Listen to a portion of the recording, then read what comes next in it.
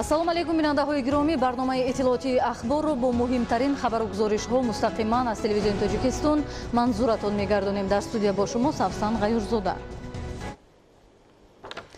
имрӯз асосгузори сулҳу ваҳдати миллӣ, пешвои миллат, президенти ҷумҳурии Тоҷикистон муҳтарам Эмомалӣ Раҳмон ва раиси шаҳри Душанбе муҳтарам Рустами Эмомалӣ дар ноҳияи Исмоили Сомонии пойтахт бо гузоштани санги асос ба бунёди меҳмонхонаи бисёр ошёна оғоз бахшиданд. меҳмонхонаи Сафо Плаза бо тарҳу усули муосир ва бо дар назардошти санъати меъмории миллӣ аз тарафи соҳибкори ватанӣ Ҷунайдулло Азизов бунёд мегардад. ин тадбир дар рушду пешрафти бештари соҳаи сайёҳии мамлакат ва таъмини сокинон бо ҷои кори доимӣ мусоидат хоҳад кард.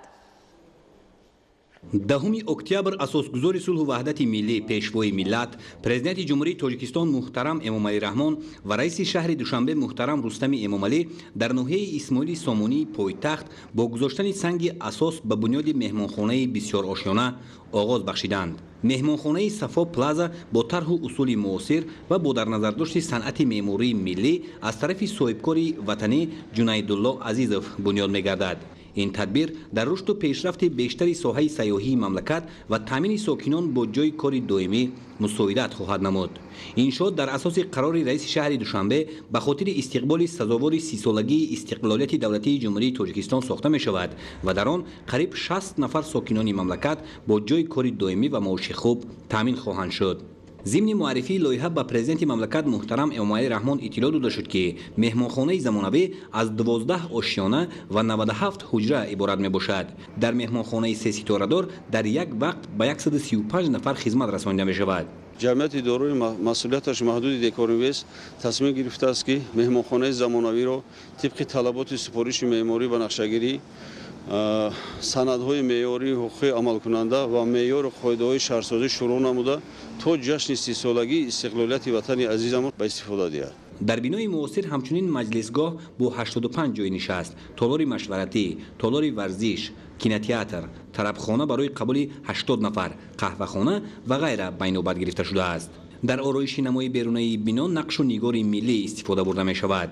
дар ин мавзеъ ҳамчунин аз тарафи коргарони ширкати Декорд Инвест дар масоҳати 5 гектар шаҳраки замонавӣ бо биноҳои истиқоматию хизматрасонӣ, кӯдакистон, майдончаҳои варзиш, майдонча барои бозии кӯдакон, айвону гулгаштҳои истироҳатӣ ва таваққуфгоҳ бо фароҳам овардани шароити хуб барои зиндагии сокинон бунёд карда мешавад. дар пайравӣ ва сиёсати бунёдкории асосгузори сулҳу ваҳдати миллӣ, пешвои миллат, президенти ҷумҳурии Тоҷикистон муҳтарам Эмомалӣ Раҳмон ва дар заминаи дастгирии бевоситаи раиси шаҳри Душанбе муҳтарам Рустами Эмомалӣ иқдом пеш гирифтем ки дар шаҳри Душанбе як меҳмонхонаи замонавии сеситорадор бунёд намуданд. саҳми худро дар ободии як гӯшаи диёр гузорем. меҳмонхонаи Сафо Плаза ва инчунин дигар бинову иншооти истиқоматии маъмурӣ ва хизматрасонии маишӣ дар ин мавзӯъ бо тарҳи ҷадид ва ҷавобгӯ ба стандарти ҷаҳонӣ сохта хоҳад гардид. дар асоси лоиҳа меҳмонхона дорои ҳама гуна шароиту имконоти муосир қабул барои меҳмонон, хоса сайёҳон хоҳад буд.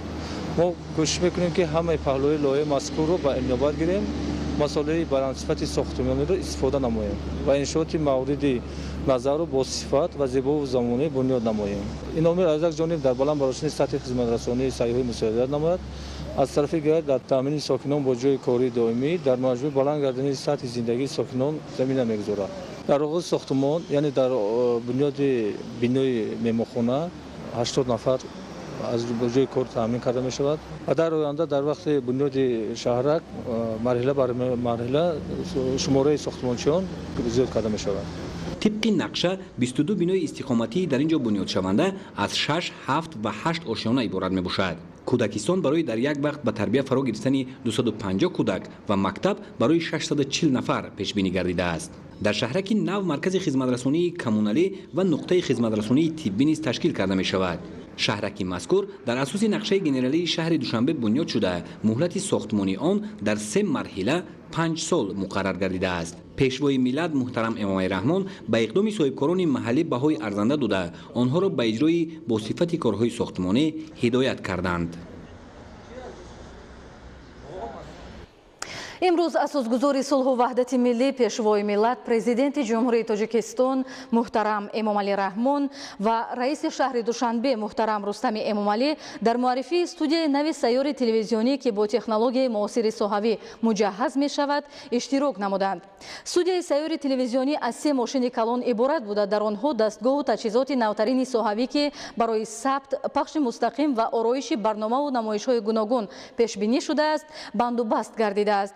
با سرور دولت اطلاع دادند که استودیوی مذکور امکانیت دارد چرابینی‌های سطح جمهوریوی، منطقوی و بین المللی را با صفت فول اچ دی یعنی دقیقیت بلند ثبت و به طور مستقیم پخش نماید. استودیو با 16 کامرای پروفسیونالی تامین بوده. 4 عدد آن به طریق فاصلوی اداره کرده می شود. همچنین سیستم های ثبت و پیشنهاد برنامه های استودیوی نو سیار امکان می دهد که به برنامه های تلویزیونی آرایش کامپیوتری داده شود.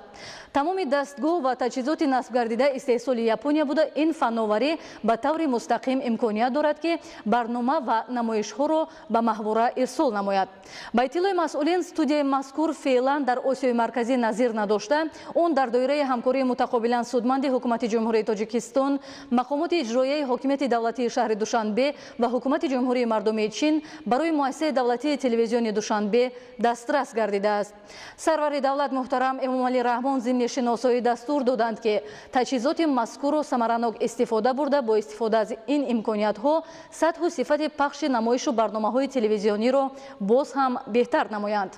تامین تجهیزات معاصر تلویزیونی توجه و غمخوری حکومت جمهوری تاجیکستان خاصه سرور دولت محترم امامعلی رحمون نسبت به رشد ساحه تلویزیون بوده و بلند برداشتن سطح و صفت برنامه ها و پررس ساختن فضای اطلاعاتی کشور مساعدت میکند. امروز برنامه های شبکه های تلویزیونی تاجیکستان نه تنها در فضای اطلاعاتی کشور بلکه در دیگر مملکت ها نیز طریق محوره دسترس می باشد. در این ردیف تلویزیون های محلی نیز با تجهیزات ضروری کاری به پررگی نوسازی گردید. امروز اساسگزار صلح و وحدت ملی پیشوای ملت پرزیدنت جمهوری تاجیکستان محترم امامعلی رحمون و رئیس شهر دوشنبه محترم رستم امامعلی در ناحیه فردوسی پایتخت برای بنیاد مهمانخانه زمانوی با مرکزهای خدمترسانی معیشی آغاز بخشیدند. مهمانخانه زمانوی به استقبال 3 سالگی استقلالیت دولتی جمهوری تاجیکستان و در دایره سالهای رشد دهات، سیاحی و هنرهای مردمی از جانب صاحبکار وطنی انور قربانوف بنیاد کرده می شود. طبق لایحه انشاء معاصر خدمترسانی سیاحی از 115 حجره با شرایط زمانوی عبارت بوده با امکان قبول 200 نفر در یک وقت بنیاد می گردد. در مهمانخانه 2 تالار مجلس، مرکزهای خدمترسانی، فراغتی، تالار ورزش، حوض شناوری، قهوه‌خانه، مغازه لباس و غیره برای مزاجان شرایط فراهم کرده می شود. مهمانخانه 9 آشیانه با نظر داشت طلبات بین المللی و مطابق با معیارهای مرکزهای خدمترسانی 3 ستاره دار بنیاد کرده خواهد شد. ضمن معرفی لایحه انشاءات اطلاع داده شد که در جریان کارهای ساختمانی در مهمانخانه زمانوی تا 100 نفر با جای کاری موقتی و بعد پوره با استفاده دادن آن 50 نفر با شغل دائمی و معاش خوب تامین خواهند گردید. در اساس نقشه در آینده از جانب صاحبکار کودکستان با 300 جای و مکتب ابتدایی برای 540 نفر ساخته می شود. سرور دولت محترم امامعلی رحمون ضمن صحبت اقدام صاحبکار وطنی را در سمت بنیاد انشاءات معاصر خدمترسانی در شهر دوشنبه نظررس ارزیابی کرده جهت اجرای با صفت کارهای بنیادی و در وقت معین گردیده به استفاده دادن مهمانخانه زمانوی دستور و هدایت‌های سودمند دادند. امروز اساسگزار صلح و وحدت ملی پیشوای ملت پرزیدنت جمهوری تاجیکستان محترم امامعلی رحمون و رئیس شهر دوشنبه محترم رستم امامعلی در ناحیه اسماعیل سامانی پایتخت به کارهای ساختمانی مهمانخانه زمانوی 4 ستاره دار آغاز بخشیدند. نخست سرور دولت در محل ساختمان با لایحه مهمانخانه زمانوی شناس شدند. ساختمان مهمانخانه 4 ستاره دار از جانب صاحبکار وطن دوست طاهر حکومتوف در اساس قرار رئیس شهر دوشنبه از 7 آگوست سال 2019 به راه مانده می شود. مهمانخانه از 18 آشیانه عبارت بوده به طلبات بین المللی جوابگو بنیاد خواهد گردید. مطابق لایحه انشاء دارای 90 حجره بوده در یک وقت به 300 نفر خدمت می رساند. در مهمانخانه بنیاد مرکزهای خدمترسانی فراغتی، تالار مجلس، تالار مشورت، تالارهای ورزش، شناوری، کینوتئاتر، طربخانه، قهوه‌خانه و توقفگاه زیرزمینی به نقشه گرفته شده است. در ابتکارهای ساختمانی дар меҳмонхонаи баландошиёна 30 нафар бо кори муваққатӣ ва пас аз пурра ба истифода додани он то 50 нафар бо ҷои кори доимӣ ва маоши хуб таъмин мешаванд. баъди шиносоии пурра бо лоиҳаи меҳмонхонаи замонавии президенти ҷумҳурии Тоҷикистон муҳтарам Эмомалӣ Раҳмон ба иқдоми соҳибкори ватандӯст баҳои баланд дода баҳри иҷрои босифати корҳо ва риояи талаботи санъати баланди меъмории миллӣ дастуру ҳидоятҳои муфид доданд. соҳибкори ватанӣ бо ҷонибдорӣ аз иқдомҳои созандаи роҳбарияти олии давлат ва ҳукумати ҷумҳурии Тоҷикистон нақша дорад ки иншооти мазкурро то ҷашни 30-солагии истиқлолияти давлатии ҷумҳурии Тоҷикистон дар давоми 2 сол бо сатҳу сифати баланди ҷавобгӯ ба меъёрҳои байналмилалӣ сохта мавриди истифода қарор диҳад. имрӯз асосгузори сулҳу ваҳдати миллӣ пешвои миллат президенти ҷумҳурии Тоҷикистон муҳтарам Эмомалӣ Раҳмон ва раиси шаҳри Душанбе муҳтарам Рустами Эмомалӣ дар ноҳияи Шоҳмансури пойтахт ба сохтмони бинои меҳмонхонаи баландошиёна оғоз бахшиданд. бинои бисёрфунксионалӣ бо ҷойгиршавии меҳмонхонаи сеситорадор аз 22 ошёна иборат буда аз тарафи соҳибкори ватандӯст Бахтиёр Саидов бунёд мегардад. дар рафтикорҳои сохтмонӣ зиёда аз 150 нафар мутахассиси маҳаллӣ бо ҷои кори муваққатӣ ва маоши хуб таъмин хоҳанд гашт. бо бунёд шудани бинои меҳмонхонаи замонавӣ дар шаҳри Душанбе дар маҷмӯъ беш аз 250 ҷойи корӣ таъсис меёбад. ҳангоми муаррифии лоиҳаи бинои баландошонаи бисёрфунксионалӣ ба сарвари давлат муҳтарам Эмомалӣ Раҳмон иттилоъ дода шуд ки шумораи ҳуҷраҳои меҳмонхона 70 ададро дар бар мегирад. дар як вақт имкон аст ки ба 200 нафар хизмат расонида шавад. дар дохили бинои бисёрфунксионалӣ марказҳои савдою хизматрасонӣ фароғатӣ 234 ҳуҷраи корӣ, 2 маҷлисгоҳ, ошхона, толори варзишӣ ва қаҳвахона сохта шуда, бунёди таваққуфгоҳи зеризаминӣ низ пешбинӣ гардидааст. иншооти мазкур дар асоси нақшаи генералии шаҳри Душанбе ба истиқболи сазовори ҷашни муқаддаси миллӣ 30-солагии истиқлолияти давлатии ҷумҳурии Тоҷикистон ва дар доираи солҳои рушди деҳот, сайёҳӣ ва ҳунарҳои мардумӣ бунёд гардида, зимни корҳои лоиҳакашӣ тамоми инфраструктури шаҳрсозии муосир ба назар гирифта шудааст. пешвои миллат муҳтарам Эмомалӣ Раҳмон ба соҳибкорон барои бунёди бинои муосир дар пойтахти мамлакат изҳори сипос намуда, иқдоми мазкурро дар раванди созандагию бунёдкорӣ ва таъсиси ҷойҳои корӣ барои сокинон муҳим арзёбӣ карданд. бо мавриди баҳрабардорӣ қарор гирифтани бинои муҳташам ки дар он марказҳои тиҷоратӣ, фарҳангию истироҳатӣ ва меҳмонхонаи замонавӣ ҷойгир мешавад, инфраструктури сайёҳӣ дар пойтахт боз ҳам мукаммал шуда дар самти хизматрасонии баланд ба меҳмонону сайёҳони хориҷӣ шароити арзанда фароҳам мегардад.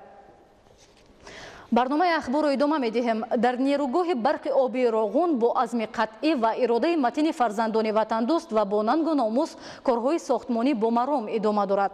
корҳои шабонарӯзӣ дар ин майдони корзор ҳар фарди худогоҳро ба ояндаи боз ҳам ободи Тоҷикистон умеди қавӣ мебахшад.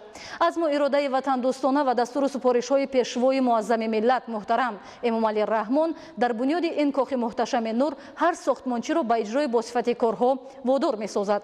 имрӯз ҳар як сохтмончӣ дарк намудааст ки нерӯгоҳи барқи обии Роғун баъди пурра ба кор даромаданаш боргоҳи бузурги нуру гармӣ мешавад ва орзуи чандинсолаи миллати тамаддунсози мо амалӣ гардидаву кулли нияту нақшаҳои мардуми шарифи тоҷик ба воқеият табдил меёбанд. аз рафти корҳои сохтмонӣ дар нерӯгоҳи барқи обии Роғун ки ба хотири пешрафту тараққиёти бештари Тоҷикистон анҷом дода мешавад, ҳамкорони мо гузориш омода намуданд. дар корзори Роғун бо азми устувор, нерӯ ва иродаи қавӣ, нангу номуси ватандорӣ ва ҳисси масъулияти баланди шаҳрвандӣ корҳои сохтмонӣ анҷом дода мешавад ва ҳар як сохтмончию дигар кормандони муҳандисиву техникӣ худро дар иҷрои босуръат ва босифати корҳо масъул медонад. дар маҷмӯъ дар ҳамаи қитъаҳои иншооти бузург ва беназири аср нерӯгоҳи барқи обии Роғун аз ҷумла дар нақбҳои сохтмонию нақлиётӣ, толори мошинҳо, қубурҳои обҷабанда ва сарбанд корҳои пешбинигардида мувофиқ ба нақша иҷро гардида таҳти назорати қатъӣ қарор доранд. масъулияи сохтмонӣ, дастгоҳу таҷҳизот ва дигар лавозимоти истифодашаванда дар ин иншоот аввал аз ташхис гузаронида мешавад ва сипас ба истеҳсолот равона мегардад.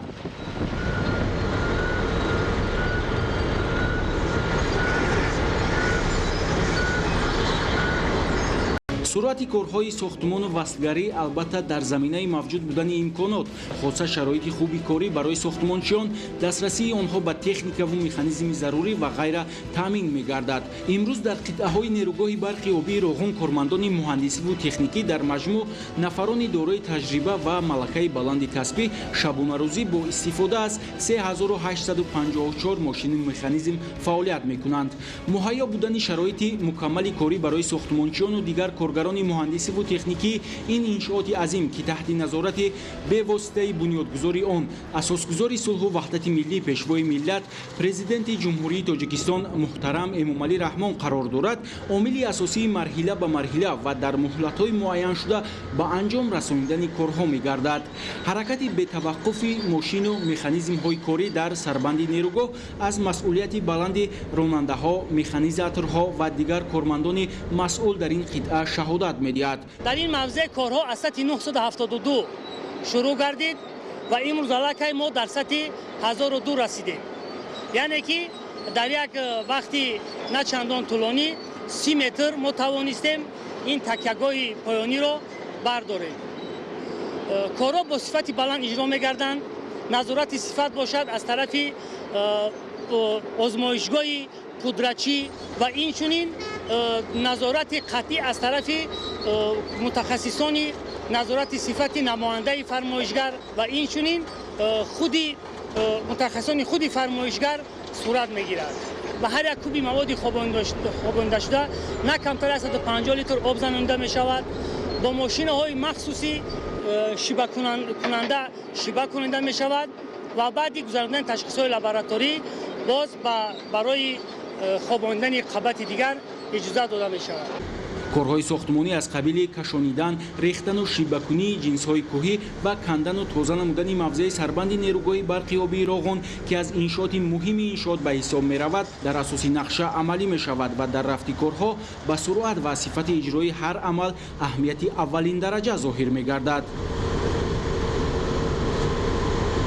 чуноне ки шумо шоҳиде мебинед мо дар охири сарбанд дар як рӯз зиёда аз 500 мошин хоку сангу шағалро тахтанвор мекунад. кор дар ин қитъа дар асоси талабот ва бо риояи қоидаҳои махсуси сарбандсозӣ анҷом меёбад. корҳо дар ду баҳс сурат мегирад. аввал тибқи лоиҳа маводи зонаи 4 мегӯем, маводи шағалзамин хобонида мешавад ва бо откоси бо ёнаи махсус тайёр карда мешавад бо як баландӣ ва ду бо горизонтали, як вертикалӣ, ду горизонталӣ ва на камтар аз ду қабати маводи шағалзамин пеш меравад ва баъд аз он маводи ҷинси кӯҳӣ дар хобонида мешавад ки то ин ки ин мавод дар болои ин мавод тавонад бо риояи технология хобад. маводи зарурӣ аз қабили гилхок, сангу шағал ва дигар ҷинсҳои кӯҳӣ бо усули махсус ва тибқи муқаррароти муайяншуда қабат ба қабат хобонида мешаванд ки ин омил қобилияти обқапии сарбандро пурра таъмин менамояд. ҷинсҳои кӯҳӣ ин маводи махсус тайёр карда шудааст бо андозаи аз 0 то 700 мм. ин аз кони аз карери 26 кор карда шуда дар анборҳои махсус захира карда шудааст. кони маводи шағалзамин бошад аз кони рақами 15 аз тарафи саксҳои рост ва чап кашонида шуда бо инам бошад андозаи махсуси 0700 дорад дар анборҳои махсус анбор карда шудааст ва аз он ҷо оварда мо мехобонем. дар худи ҳамин такягоҳи поёнӣ бошад ҳозир ду маводи ҷинси кӯҳӣ 0700 ва шағалзамин 0700. дар ҷойҳое ки дар он ҷойҳое ки расиш бо иншоотҳои бетонӣ аст дар он ҷо мо маводи то 0300 бо махсус тайёр карда шуда мавод аст онро мехобонем ва дар қитъаи гузариш бошад дар то андозаи 1 метр мо маводи реги аз 0 то 10 махсус тайёр карда шударо мехобонем. корҳои сохтмону вастгарӣ дар аксар иншоот аз ҷумла нақби сохтмонии сеюм комилан ба анҷом расидаанд. бунёди нақби сохтмонии чорум бошад тибқи ҷадвали иҷроиши корҳо ва лоиҳаҳои пешниҳодшуда ҷараён дорад. дар даромадгоҳи нақб ва девори ҳимоявии он аз оғози сохтмон то ба имрӯз 27495 метри мукааб бетон хобонида шуда, корҳои мустаҳкамкунӣ ва гузоштани анкерҳо 13311 метри тӯлониро ташкил медиҳад. корҳои заминӣ, ҳаффорӣ ва арматурбандии нақб низ дар доираи талабот ва бо суръату сифати баланд иҷро мегарданд. тибқи иттилои масъулон дар ин нақб корҳои ҳаффорӣ дар ҳаҷми 160409 метри мукааб ба иҷро расида, андозаи нақбканӣ бо назардошти нақбҳои дастрасӣ ба 222681 метри мукааб баробар гардидааст. ҳаҷми моҳонаи бетони хобонидашуда ба 5444 метри мукааб баробар буда, аз оғози сохтмон то ба имрӯз чунин корҳо 59985 метри мукаабро ташкил медиҳад. кормандони нерӯгоҳ дар ҳама қитъаҳо аз ҷумла дар толори мошинҳо, қубури обҷабанда ва ғайра низ масъулияти баланд эҳсос намуда, кӯшиш доранд вазифаи бардоштдоштаи хешро тибқи талабот иҷро намоянд. айни замон дар толори мошинҳои нерӯгоҳ дар ҳолате ки агрегати панҷум ва шашум дар ҳолати корӣ мебошанд, дар қисмати агрегати чорум барои корҳои омодагӣ барои насби статри турбинаи агрегати чорум иҷро гардида истодаанд. ҳамзамон корҳои тайёрӣ барои корҳои нақбкании агрегати дуюм ва сеюм рафта истодааст. ҳамзамон дар қисматҳои дигари атрофи толори мошинҳо, яъне дар нақбҳои ҷабанда агрегати чорум корҳои оҳану бетонӣ ба анҷом расида истодаанд. дар нақбҳои ҷабандаи агрегатҳои якум, дуюм ва сеюм корҳои нақбканӣ идома ёфта истодаанд. ҳамчунин аз сабаби он ки агрегати чоруми мо аз обқабулкунакӣ доимии обанбор об мегирад, дар ин ҷо шахтаҳои вертикалии баландии то 210 метр корҳои нақбканӣ иҷро кардем. айни замон дар 6 шахта ин агрегатҳо корҳои фурнели ин шахтаҳо ба иҷро расонида, фурнел яъне маркази шахта қутри то 3 метр нақбканӣ гардидааст ва корҳои кушодшодии ин созҳо сар карда шудаанд. айни замон дар қисмати худи торони мошинҳо ва нақбҳои ҷабанда ба миқдори зиёда аз 47000 метри мукааб бо истифодаи қариби 3000 тонна арматура корҳо иҷро гардидаанд ва корҳо ҳамчунин идома доранд. дар толори мошинҳо дар тарози 995 корҳои пармагарии сементатсияи пуркунанда ва мустаҳкамкунанда иҷро карда истодаем. дар ин ҷо ба таври шабонавӣ коргарон ба кор машғуланд. айни замон дар тарози 995 боз ба кори пармагарию гузоштани анкерҳои дивидак машғул мебошем.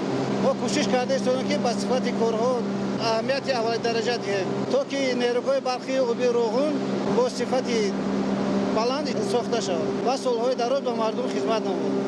татбиқи тарҳи Роғун дар рушду тараққиёти бештари мамлакат асос гардида, дар баробари таъмини сокинон бо нерӯи барқ, инчунин барои бунёди корхонаҳои дигари бузурги саноативу истеҳсолӣ, таъсиси ҷойҳои нави корӣ дар маҷмӯъ боз ҳам баланд гардидани сатҳи зиндагии мардум замина мегузорад. дарки ин маъно дар кору амали ҳар як корманди он комилан эҳсос мегардад. ҳузури мардони бонангу ори миллат, дилгармиву ҳавасмандии кафшергарону барқчиён, васлгарон, бетонгирон, арматурбандон, нақшгирон ва дигар кормандони пуртаҷриба дар нерӯгоҳи барқи обии Роғун меҳру муҳаббати беандозаро нисбат ба ватан дар қалби ҳар соҳибватан ҷой намудааст.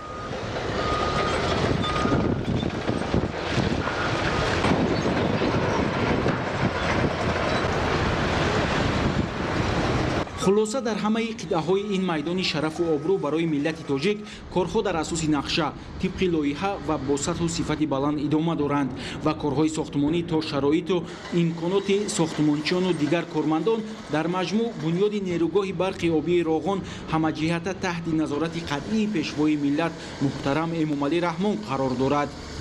имрӯз ду агрегати нерӯгоҳи барқи обии Роғун фаъолият мекунад ки яке 16 ноябри соли 2018 ва 2 сентябри соли 2019 бо иштироки бевоситаи бунёдгузори Кохи Нур, пешвои миллат, президенти ҷумҳурии Тоҷикистон муҳтарам Эмомалӣ Раҳмон навриди истифода қарор дода шуданд ва агрегатҳои дигари ин иншооти муқтадири энергетикӣ мувофиқ ба нақша ва дар муҳлатҳои муайяншуда мавриди истифода қарор дода хоҳанд шуд.